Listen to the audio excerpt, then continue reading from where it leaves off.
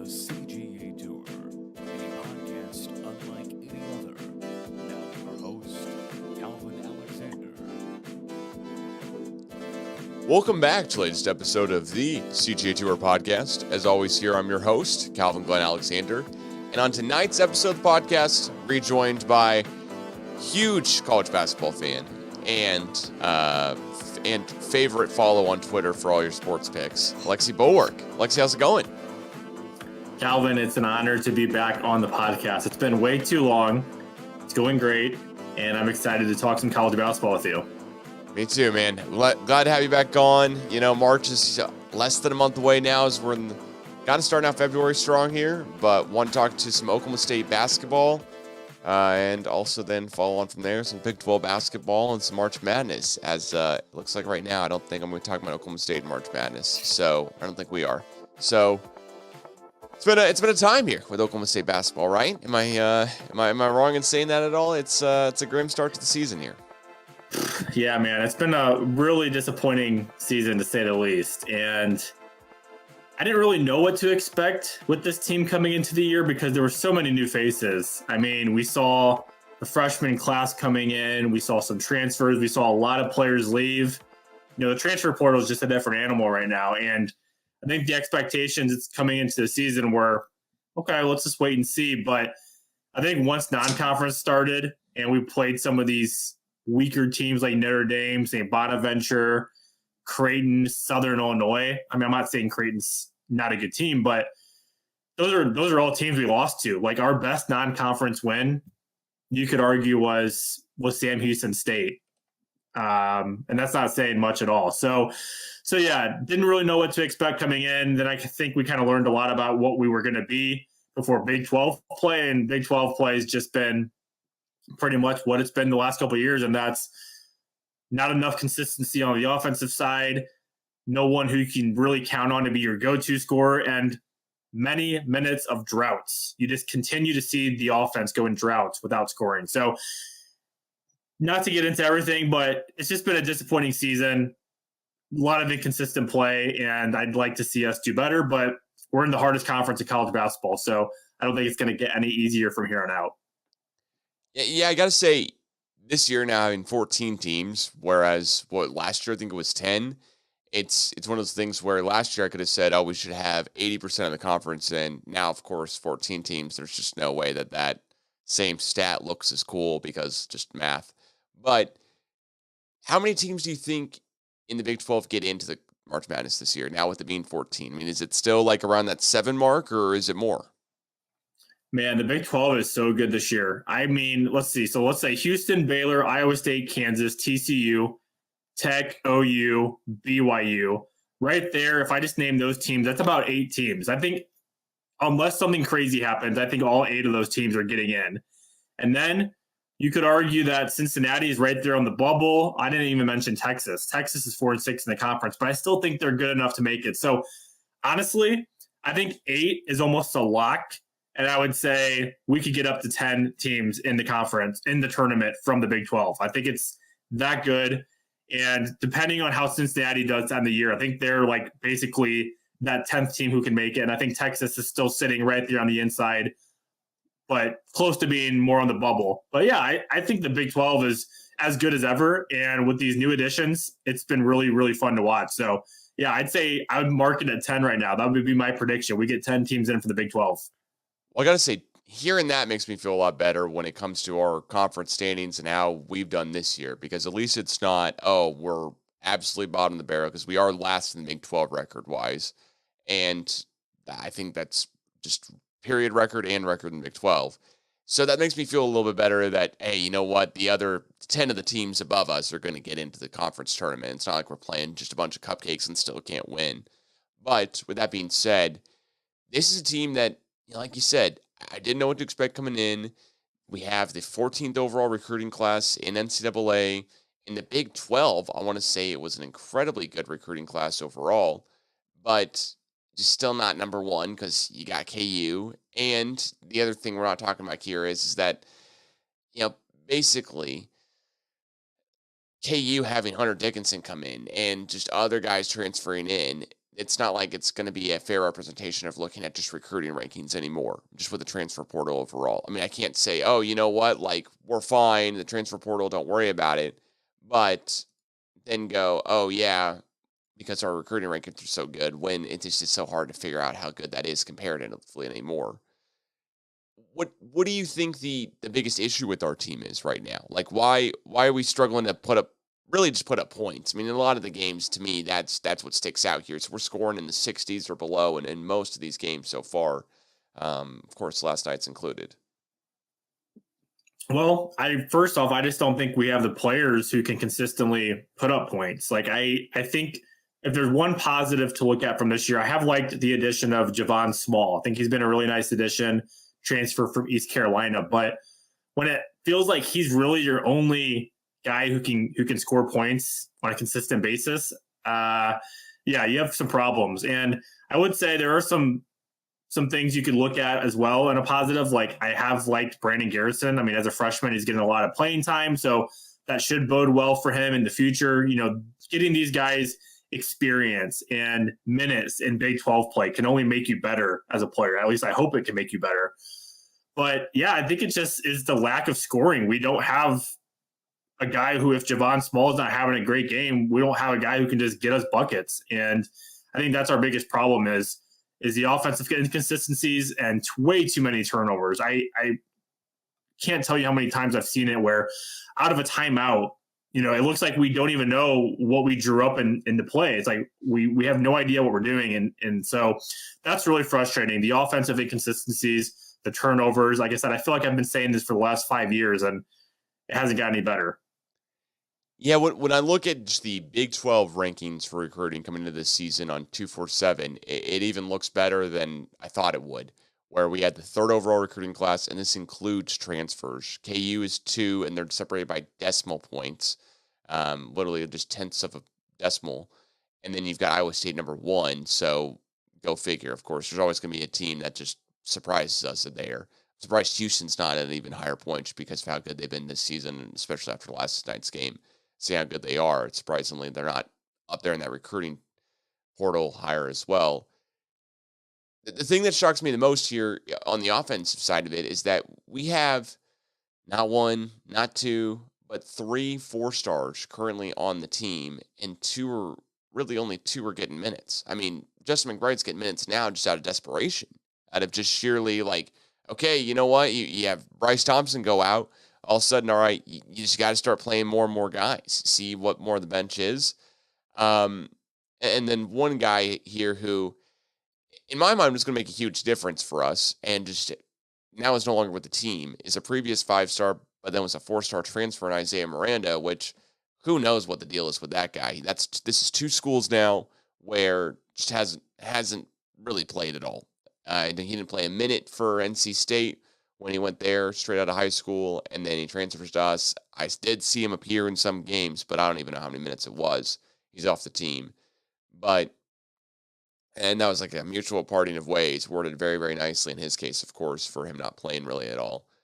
And then, you know, like you said, Javon Small, he's the standout. And Brandon Garrison and Eric Daly look like they are guys who could definitely use a lot more minutes just to kind of get better. I'm not sure how like the recruiting rankings are when nationally a guy who is 45th overall and 38th overall are on the same team, and then all of a sudden you have the last team in the Big 12. Like I just, do you think this is more like player development wise with Boynton, just year over year, just not being able to really get these guys in better spots? And I mean, also we miss a lot of free throws. I mean, there's so many different ways I could talk about this, but what do you think is one of the key factors of, hey, they're just, this is kind of the essence here. Boynton's been around for 7 years. This is what I'm figuring out.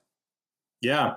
I'm glad you said free throws. I was going to bring that up myself. Just, it feels like they've never been a good free throw shooting team. 67% in the country this year in free throw shooting. It's just horrible. And I know we say it's easier said than done, but you just got to be a better free throw shooting team. You know, if you want to win games, especially in close matchups, you got to make free throws. But to answer your question, yeah, it almost feels like it's a development thing. I mean, here's what I'll say. Look back at the Cade year. That's probably the best year we've had in the last 10 years. and the most excitement at least I remember from this team. And of course, it happened during the COVID year where it didn't feel the same. But there was a lot of talent on that team, and it felt like that was only going to go up from there. And Cade left, and we had a lot of guys return from that team, and we just took a step back. Now, I know you could probably say the NCAA allegations played a big role in that. I can understand that. I'll give a pass for that part. But still, you had Avery Anderson, you had Bryce Thompson, you had a guy, what's the guy's name? He was a freshman. He transferred to TCU. Rondell Walker. You had the Boone twins. That's a lot of talent right there. And I know Cade made them better, maybe better than what we saw out of them over the past couple of years. But to me, all those guys still needed to improve. And I believe that with that team, we should have made the tournament that year if they were able to let us in, and the following year. That's just too much talent to not make the tournament back-to-back years. And so that's a really disappointing thing. Is it almost feels like it is something with development. Is it Boynton? I don't know if I can put the full blame on him, but he is the head coach, and sometimes you got to take blame there. And I think that could be part of the issue is development. You just got to continue developing guys, and I'm not seeing it. All right, well, let me ask you this then, because I think this is the direct follow-up here. I'm an Oklahoma State lifer. This has been the team I've rooted for my entire life, born into it. Remember the 10 run is the re-emphasis every single year, but born into Oklahoma State athletics. There was nowhere else I was going to college, etc. So when I hear about coaching changes, especially with Mike Gundy, I go, let's look around and see how good we have it. Like, let's take a step back. Let's kind of realize where we're at. This is Oklahoma State. This is not a program just in football or basketball that is yearly winning everything. I mean, we are not the terrible colors down south, right? In OU, the Crimson and Cream there. So we can have those expectations. We can really want to be that good because you should always want your team to get better. But when it's talked about coaching changes and it comes back to Boynton, I go, okay, so like let's say we go, hey, you know what? 7 years, guys got a buyout that's $6+ million. Maybe now is the time to make a change because like next year's recruit, there's one on the roster. You know, I mean, this is not, hey, let's not do it because the guys we currently have recruited, we'd want to keep, right? Like after last season, I go, hey, give one more year, give them this year with this, top 10 national recruiting class coming in and see what can happen. But when it happens like this, I go, all right, maybe we start thinking about other options. Maybe we see what else is out there. You're, on the other hand, not the Oklahoma State lifer. But, of course, went to Oklahoma State now and love OSU and have season tickets. So what do you're following the team more closely than I am night to night, I think. What do you think OSU should do, and what do you think they do end up doing at the end of the day? Yeah, I'm never one to call for someone's job. I mean, I just want to put that out first. I like Boynton. Think he's a great guy. I think he's a hell of a recruiter. We've seen it. We saw him get a number one recruit in the country 3-4 years ago, whatever it was, 2 years. I don't know how many years it's been. But the point of the matter is you still got to coach and you still got to win. And when it comes to coaching, winning matters, man. And that's why Gundy has the long leash. The guy's been here for, I don't know the exact amount, but let's just say 20 years. He's been here about 20 years. And the guy, yes, he hasn't won a national championship, but he wins. And he wins consistently, even if it's not the way you like it. But he wins, and he gets the best out of his teams usually. Boynton, I haven't seen it from him. I just haven't seen the in-game coaching. I've seen a lot of inconsistencies. I've said it multiple times during this podcast. And one NCAA tournament in 6-7 years, however many years it's been, I don't think cuts it. I think that if you can find somebody better, if you can go look at somebody's resume and say, this guy has won at this place, and if he's done it consistently and he's helped teams get to the tournament, then I want a guy like that. I want a guy who can get in here and he can coach. And that's the biggest thing, because at this point, it almost feels like anybody can get any player as long as you have some kind of NIL money or you have some kind of connection to something. I mean, recruiting is obviously a big deal still in college sports, but it's all about NIL right now. You know, if Alabama's going to throw a guy this amount of money, well, hey, guess what? Auburn's going to throw him this amount of money. doesn't matter to the school. Let's be honest. It doesn't. It's getting past the point where the school matters. It's all about the money, which is sad. But yeah, I think Oklahoma State needs to take a hard look in the mirror here at Boynton and say, do we really believe he is one of the best coaches in the country? Because we play in the best college basketball conference in the country. So if they don't see it, you say, thank you, we appreciate what you did for us, but we got to move on. We got to bring in a new guy. And so do I think it happens after this year? I wouldn't be shocked if they gave him one more year. But I personally think after this year, I personally have seen enough. And like I said, it's no shots at anybody, but I've seen enough. I think we should be better than what we've been over the past couple of years. And so I think we need to find somebody who's hot out there, who's taking teams to the tournament. I think we need to make the move and move on and bring back the Rowdy to Oklahoma State. Yeah, there's no doubt about it in my mind that just a new coach would bring in a lot of new excitement. That's always what happens. The change always does that. That would help out a lot with attendance. We right now in Big 12 are averaging less than 7,000 fans every single game, which for a place like Gallagher-Iba, that's just abysmal. I mean, KU can have more fans every single game because their stadium seats more, but they're one of the few stadiums that can do that. I mean, they've got 16,000, and I'm not going to compare us to KU a whole bunch, except for the fact that really we were the team that was knocking them off at home. I mean, when the Mitchell Solomon, the other guys were here, I mean, the Travis Ford days, are we going to look back at those and go, man, maybe we're a little bit more blessed then? Because I thought, personally, you get Cade, you get number 1 overall recruit, he gets drafted number 1 overall. All of a sudden, no matter what happens with the rest of his career, guys go, hey, Boynton can get a guy in the building and get him to draft number 1 overall after playing a season. And it just from the outside looking in, you go, you know what? I can make a lot of money in NIL, but I can make way more money sustainably for years to come in the NBA. And let's face it here. Like, yes, would I love to go play basketball for OSU? Yeah, but I would really love to go play basketball for the Thunder if that's like your lifelong dream growing up playing ball. So I just was shocked that really getting Cade in the door has not led to a ton more success in recruiting. And I feel like we've had a good amount of success in recruiting, to be honest. I don't want to say, hey, Boynton's done a terrible job with recruiting. No, he has not. That's the one thing that he's done incredibly well at. But I thought that would help out a lot more with either getting other coaches in that would be able to help developmentally, offensively, or just really just even get even better guys. Instead of the Connor Dow 3-point shooter who's a 3-star out of Bixby, you go, oh, we're getting a 3-star transfer that's a 3-point shooter from somewhere else.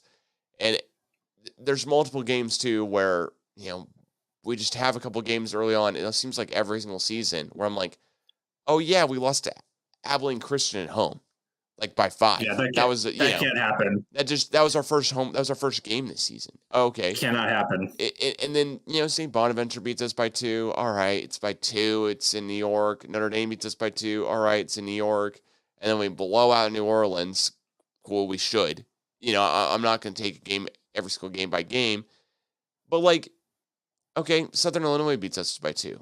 What's going on? Like, there's games where I just don't get it. The first game that I went to this season was actually in Oklahoma City at Paycom Center, and it was the Tulsa OSU game, and we blew out Tulsa. Now, Tulsa, not a great team. It's easy to tell. But that was the game where, oh my gosh, there were barely any fans there. Tickets dropped down to like $10. The whole upper levels closed off of Paycom because like no one was going. But talking about a game there where, you have Keon Williams scores more than 10, Javon Small scores 18, and really the whole entire Oklahoma State roster at least gets 5 points, basically every single guy. And it was just a really well-rounded effort, and you beat the Golden Hurricane, which at the time were 5-4, and we were 5-5. And now they're 3-6 in conference, and they've actually got to be way worse than that now. This isn't updated, but still they're 12-9 overall. So they're not. Tulsa's not a good team, but we would trade records with them. Would we rather be, over 500? Because right now we're 10-13. I'm sure we would. So it's just like we have weird we have weird games every so often. We have a really weird game where it's like, oh, this is the team we should be putting out there. This is what we should look like. And then for some reason, we just look like we're falling back into a hole. And I didn't expect us to beat Houston last night. You and I scheduled out this podcast before last night's game. This was not one about that. But last night, the big highlight that was shown on the local news stations was Calvin Sampson gets ejected and Oklahoma State covers the spread of 20 points. Not Oklahoma State plays, Houston close and barely loses or comes close to an upset or whatever. I mean, how do you think this Bedlam game goes this weekend against OU and Norman? Yeah, I don't think it's going to be pretty. I mean, OU is coming off a great win against BYU, who's a good team in the Big 12. Now we got to go on the road and play, a rivalry game here. Yeah, I think anything can happen in these games, but I don't think it's going to go well. I think OU is the much better team. They're very good defensively. They're very good, solid offensively. Man, and I will say this, great hire for OU. Porter Moser, I would have loved to have him, man. He is a good coach, and that's the kind of guy you got to get. He proved he could win. If you watch college basketball, and remember, he was the coach at Loyola Chicago, and he was amazing there. He took them to the tournament. He took them to the Final Four, I believe it was, one year. That's the kind of guy they need to get. And I meant to say this as well when I was talking about Boynton. This is his first head coaching experience, like actual head coach at a good program in a really good conference. So maybe he's been exposed. I mean, maybe he had like his fair share. Not just, and I'm not discrediting any good things he's done because he's done some good things. But he came into the conference. He was new. Maybe he had some beginner's luck. Whatever. He had a good recruiting class. Brought in Cade. But maybe playing in the Big 12 has just really exposed his weaknesses. And that's what I think we have to really look at is maybe Boynton just isn't this good of a coach and doesn't belong in the Big 12. Maybe he's more of a lower level coach. Maybe he's more of a guy who should be coaching at Loyola Chicago or something like that. That's where Oklahoma State needs to look and say, okay, Boynton is this kind of guy. He doesn't belong here. That was my point earlier. But yeah, home run hit for Porter Moser at OU. I think he was a great hire, and I think he's going to do really well there for as long as he's there. Yeah, I mean, that's one of those where I wish we could have played Porter Moser. I remember in the 2021 season going, okay, well, this is the year we got Cade. This is the year really we should be going for it overall. We were number 4 seed. We go and we beat Liberty in the first game where it was, hey, they might play us really, really tough and might beat us because they had a bunch of randomly weird athletic guys on that team. We beat them by 9. We were 4 seed. We didn't get upset by the 13 seed. That's one of the upsets that can always happen.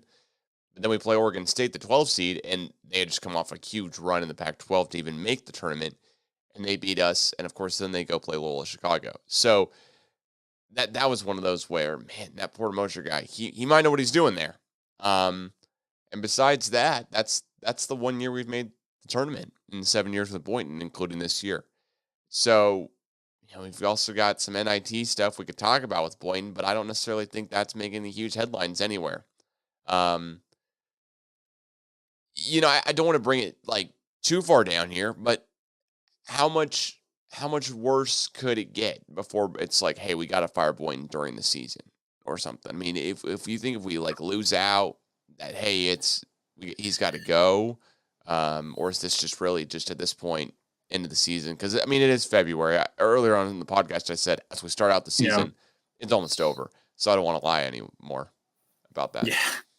Well, looking at their schedule, and honestly, at this point, you know what you're getting out of this team. So I don't think there's going to be any more surprises. And we're dead last in the Big 12. We're sitting at 2-8 in the conference, 10-13 overall.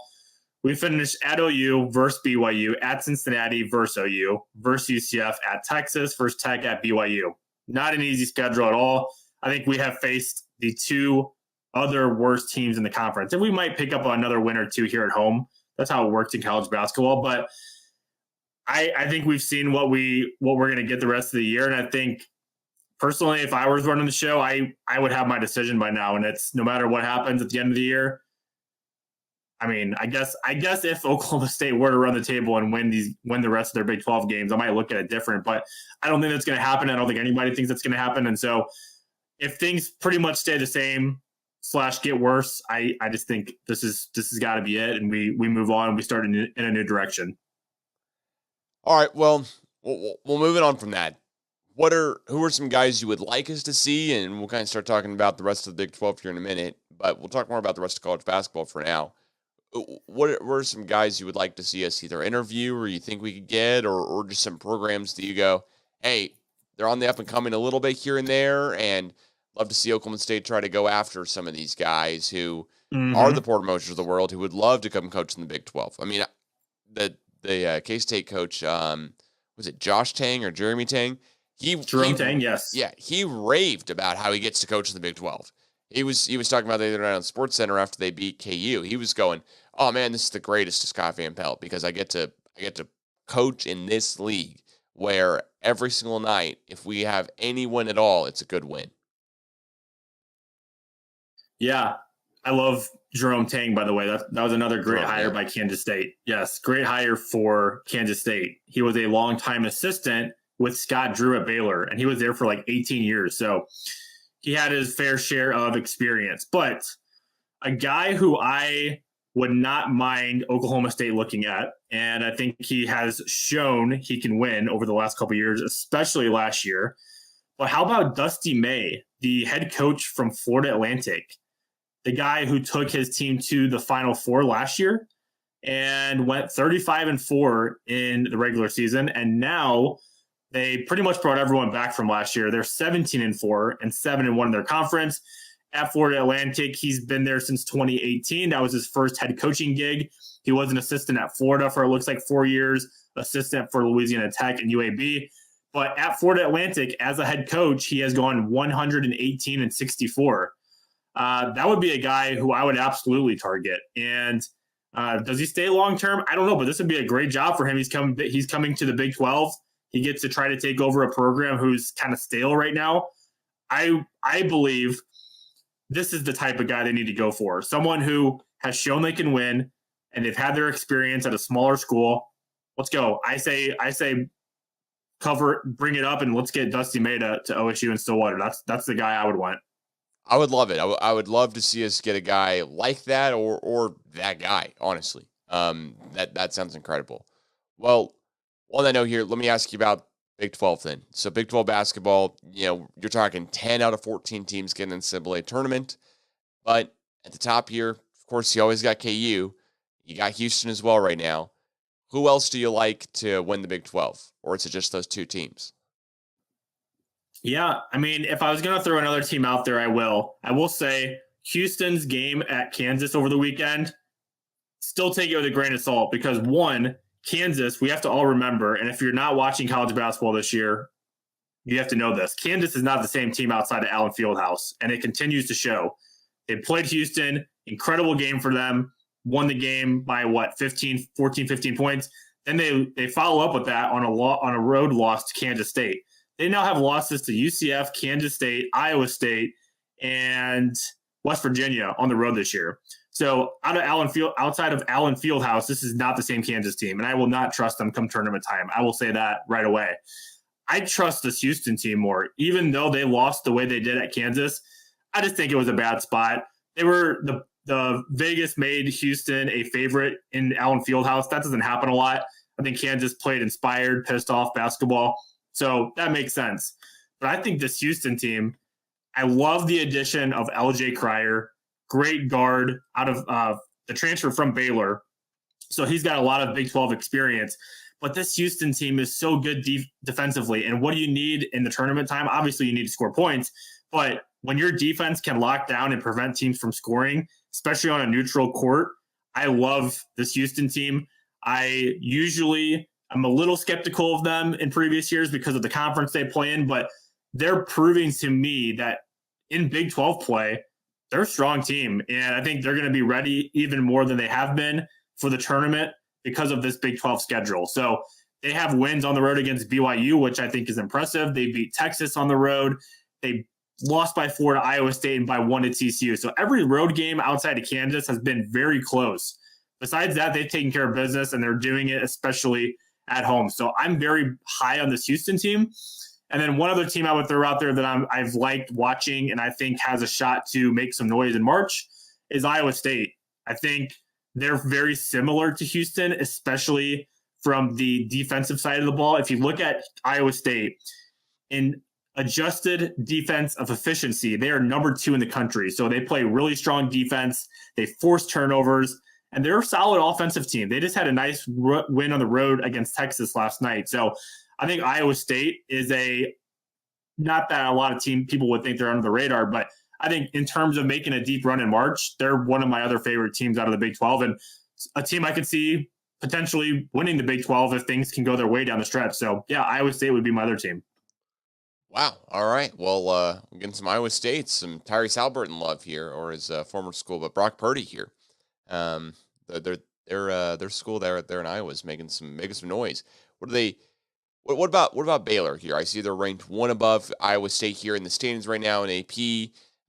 They've got the same record overall, but I know it looks like they're surging. It looks like they moved up 5 spots compared to the last AP poll. What do you like about Baylor? Yeah, Baylor's solid. I've been watching them.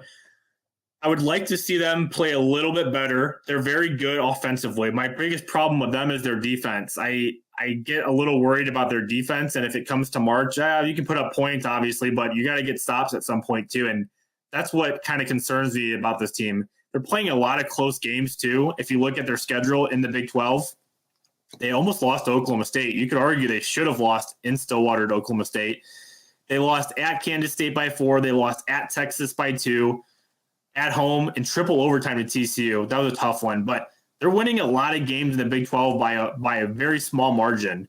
I still like this Baylor team. I think they're good, but I can see them kind of being exposed in March and being like an early out. I'm not as high on this Baylor team as I wish I could. I like them offensively. Don't like them defensively. All right. Well, then I got to talk about I think it's the one other team here in the Big 12 or there's 2 other teams in the Big 12 that are ranked here that I want to ask you about as well. BYU just moved up 1 spot here recently in the last AP poll. What do you like about them? And then also Tech, they just dropped 8 spots in the AP poll here recently, so they're 23rd overall. Just touch on them as well. Yeah, I've been pretty impressed with BYU actually since joining the Big 12. I didn't really know what to make of all these new additions to the Big 12 because it's the best conference, but BYU's been very solid. And if you look at their schedule, tough game against OU, but they won by 13 on the road to West Virginia. They beat Texas by 12 at home. They played Houston really strong at home. Houston pulled away at the end, but a nice win at home against Iowa State at UCF. So they've been pretty solid in conference play. So I actually do like this BYU team. Do they make a deep run in March? I'm not sure, but offensively, the metrics love them. They're a pretty solid team defensively as well. Number 9th in adjusted offensive efficiency in all of college basketball. And they're a very good rebounding team, 8th in defensive rebounding and 40th in offensive rebounding. They shoot the 3 ball a lot, and that's what could catch up to them eventually. If they don't shoot the 3 ball and make it, that's going to be we all know it's a recipe for disaster. And they shoot the 3-point ball at the 2nd highest rate in all of college basketball. So that would be a little bit of a concern to me for this BYU team, but I do like them. I think they can be solid in March. BYU is a solid team. All right. Well, cool. And then Texas Tech? Excuse me. Texas Tech, yeah, they're another one. They're a little bit of I think they're kind of catching up to what my in-season prediction was, and I thought Tech was a little overrated. Coming into conference play, I argue they had a soft start to their schedule. They played Texas, OSU, and Kansas State, 3 of the worst teams in the Big 12 in standings at the moment.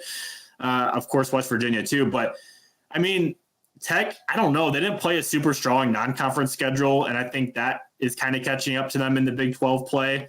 And then just from looking at their metrics, the offense is out there. It's been solid, but defensively, kind of comparable to Baylor, but I think worse. They're 104th in defensive efficiency in the Big 12. That is good for 2nd worst in the Big 12, only better than West Virginia.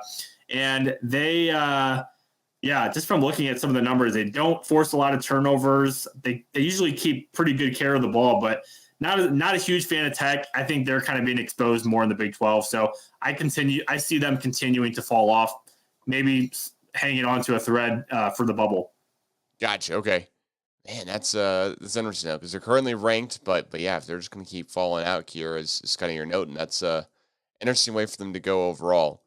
Well, we've got the Blue Bloods all in the rankings right now too. You've got Kentucky, who's recently fallen 7 spots here, plays Gonzaga coming up here real soon, but you've also got got the Arizonas, you got the Yukon, Purdue, North Carolina, KU, of course. Out of the teams that are not in the Big 12, who do you like the most here right now to make a run in March Madness? Man, I think UConn and Purdue are just continuing to show how good they really are. UConn, the defending national champions, just continue winning games, 20-2 on the season. Believe their loss, yes, at Kansas. I mean, can you really blame them there? Allen Fieldhouse, arguably the toughest place to play in the country. And then at Seton Hall, which I think that was just a tough spot for them. Seton Hall has been solid at home this year. But, man, in Big East play, 1 loss in 12 games. They're 11-1 in conference play. They are on like a 13 or 11-game winning streak, something like that. I can't remember the exact number. But this UConn team is really good. I expect them to go far. And I actually think this Purdue team is legit too. I mean, if you look at their non-conference schedule, you could argue they've got the best wins on the resume. Wins against Gonzaga, which actually now kind of looking back at it is not great, but Tennessee, Marquette, great wins. They beat Illinois, Arizona, Alabama. That's 5 really good non-conference wins for this Purdue team. And throw on top of that, they have arguably the best player in college basketball, Zach Edey. They essentially brought back their entire team from last year. And that's a team who lost in the first round, as we all remember, to Fairleigh Dickinson. I would be shocked if that happened again. I think this Purdue team's really good. And the addition to Lance Jones. He was a transfer. Lance Jones has been a key part of this team. He's averaging 13 points in the year. I think Purdue is really, really good. So I would say they're top 2 right now for a reason. Those would be my 2 top favorite teams to get to March Madness, Final Four, and arguably win the championship. All right, well, I got to grill you here a little bit about Purdue. Zach Edey, they lose to, like you just mentioned here, number 16 seed. They seem like they're very, very, very good during the season when they actually have some time to scout some teams. They're not playing back-to-backs. They face similar opponents, and Zach Edey can play more, back to the basket. He's an incredible free throw shooter, especially for his height and size, but they do rely a lot upon basically getting some rebounds by their 7-foot-tall guy and then passing it out for some 3-pointers, and that just can be fairly inconsistent, as we saw Fairleigh Dickinson beat them last year kind of doing that and fall into that rut. What do you like about him this year? What do you think about this year makes them a little bit more different than they were last year? I just think with everything they brought back, I mean, when you lose the way you did in the tournament last year, that's tough. And you have that chip on your shoulder. You're like, we're not doing that again. We are way too talented for that to happen. Now, I have said this multiple times before. I don't trust Matt Painter, the head coach at Purdue. He seems like when it gets to March, we crunch and they just crumble. It's just not a good recipe. But I just think this Purdue team, with what they brought back, it just feels like they have an extra chip on their shoulder and they have the talent. They have 3-point shooters who can make shots when they need to. Even if Zach Edey isn't having the greatest game, he still is really good, and there's players around him he can make better. Number 1 in the country in offensive efficiency. 3-point percentage, they're 5th in the country. 2-point percentage, 34th in the country. They're 15th at getting to the line. They seem to get fouled quite a bit. Really good rebounding team. I just think they have a lot of experience and they have a lot of talent that can take them where they need to in March. So, usually you won't see me like this kind of team like Matt Painter has, but if they lost a majority of players last year and brought back like 2 guys, I would maybe think of it differently, but they brought back basically everyone in a great transfer. So that's why I like Purdue this year. Gotcha. All right. Well, here comes the final question here, at least about basketball, and talking some college ball with you here.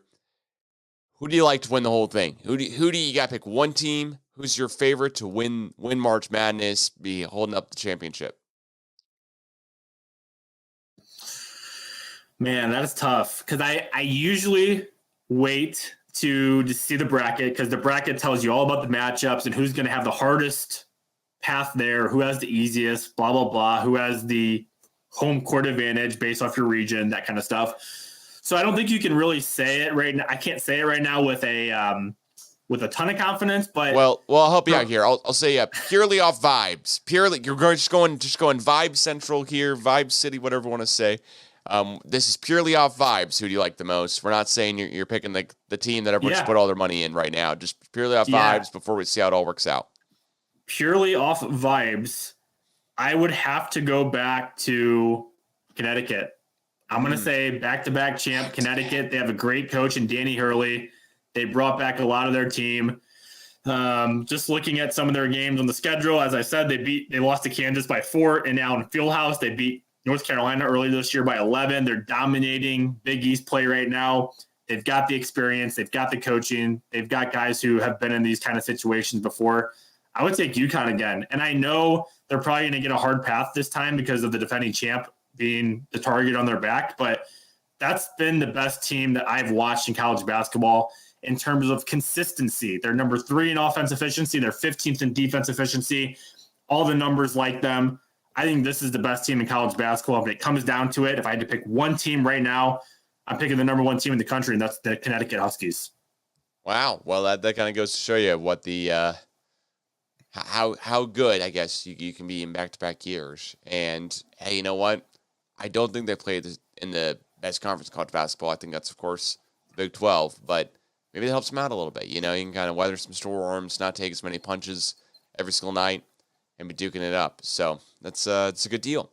Well, let me ask you a couple more questions here, just in regards to Oklahoma State. If you haven't been following at all, wrestling program, top 2 right now in the country, not number 1, but you know, top 2 means you're always 2.